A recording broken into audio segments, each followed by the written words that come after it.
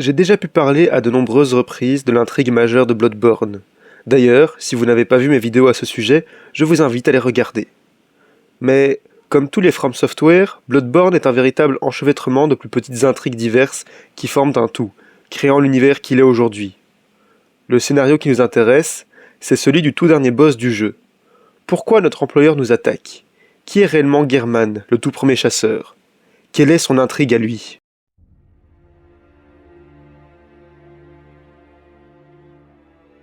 Gehrman est potentiellement le tout dernier boss de Bloodborne, en fonction de la fin que vous choisissez. Refusez de servir la présence lunaire comme lui l'a fait jusque-là, et vous combattrez le redoutable ancien. Gehrman est déjà un ennemi très puissant en soi, une des mentions honorables de nombreux classements des boss FromSoft les plus durs. Armé d'une folle à lame détachable et d'un long fusil, vous comprendrez vite que l'ancien chasseur en chaise roulante n'a en réalité rien perdu de son art. Remontons 30 ans avant le début du jeu. Gehrman, jeune homme, est alors étudiant au sein de la prestigieuse université de Byrgenwerth, attenante à la grande ville de Yharnam. Appliqué dans ses études, il se démarque néanmoins par un domaine qui n'est pas enseigné, le combat. Il devient ami avec deux autres étudiants, Willem, plus versé dans les sciences, et Lorenz, rompu d'histoire. Le trio, accompagné de leurs compagnons, découvre un jour, lors de fouilles archéologiques sur une plage, le cadavre d'un être inconnu. Leurs recherches ultérieures l'identifieront comme un ancien. Ils le nommeront Kos. Cette découverte changera tout de leur vision du monde. La planète Terre n'est qu'une poussière dans un univers infini, rempli d'êtres que l'on pourrait qualifier de divins. Et l'humain est plus insignifiant encore. Lorenz découvre néanmoins qu'un ancien peuple, les Ptumériens, était devenu des surhommes grâce au savoir des anciens. Willem décide alors d'exploiter le sang de Kos dans ce but. La suite, vous la connaissez. Chacun des étudiants créera une faction dont le but commun sera de parvenir à l'état de surhomme pour toute l'humanité. Willem prendra la tête de Byrgenwerth et étudiera le sang, tout en tentant de rentrer en communication avec certains anciens. Lorenz fondera l'église du remède, adorant le sang et le répandant en ville. Gehrman, pour ses talents au combat, mènera la chasse, dont les membres se dopent au sang ancien pour devenir plus puissants. Les chasseurs sont envoyés par les deux autres factions en quête d'informations sur les anciens, eux seuls étant capables de se débarrasser des imprévus placés sur leur chemin. Une jeune femme du nom de Maria rejoindra cette caste et tombera amoureuse de Gehrman, mais j'y reviendrai plus tard.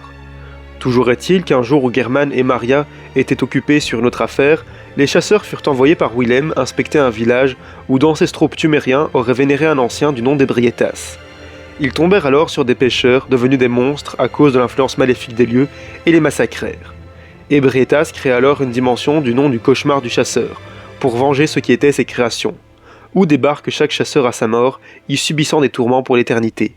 Gehrman ne pouvait rien faire pour empêcher cela, du moins pas jusqu'à ce qu'il rencontre un autre ancien qu'il nomma la présence lunaire. Celle-ci créa à son tour une dimension, le rêve du chasseur, dans lequel pouvaient ressusciter éternellement les nouveaux chasseurs et ainsi éviter le cauchemar. Mais le prix que paya Gehrman fut abominable. La présence voulait un lien plus physique sur Terre, et cela n'était possible pour un ancien que s'il enfantait un humain. La présence mit Maria enceinte, mais l'accouchement la tua elle et l'enfant.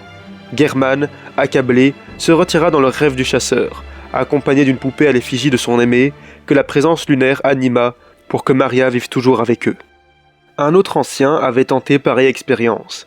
Mergo avait autrefois mis enceinte Yharnam, reine des Ptumériens et fondatrice de la ville éponyme, mais le même malheur s'était déjà produit. Mergo avait alors créé le cauchemar de Mensis, pour à la fois y enfermer l'âme de Yharnam et la punir de son échec morbide, et à la fois se souvenir lui-même de sa peine.